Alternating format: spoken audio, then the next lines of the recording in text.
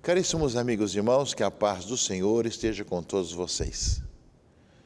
Nós temos muito belos exemplos na igreja de homens e mulheres que viveram intensamente a fé cristã e católica e foram sinais de vida para o mundo, para a sociedade.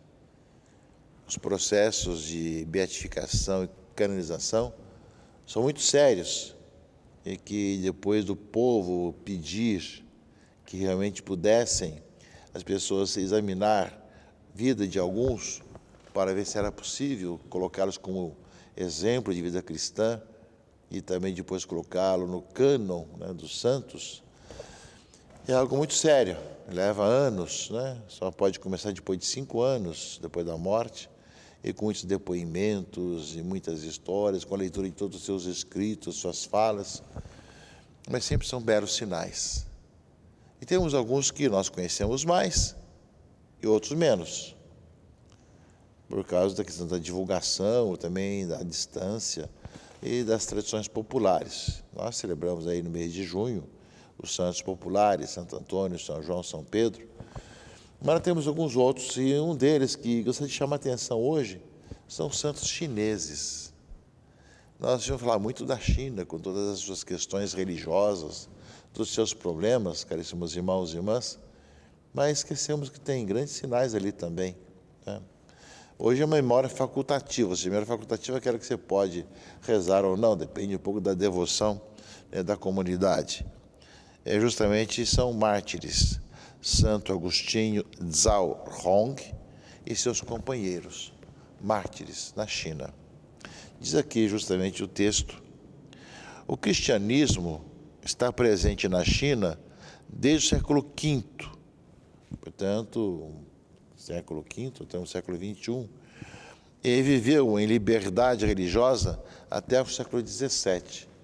Portanto, no começo da China, a liberdade era livre de ter a sua religião. No século XVII em diante não foi tanto assim, quando tiveram início as perseguições e os martírios, e nós sabemos como é hoje também. Aí fala, no ano de 2000, São João Paulo II canonizou 120 mártires da China. 120 pessoas que morreram por causa da fé na China, canonizado por João Paulo II no ano 2000.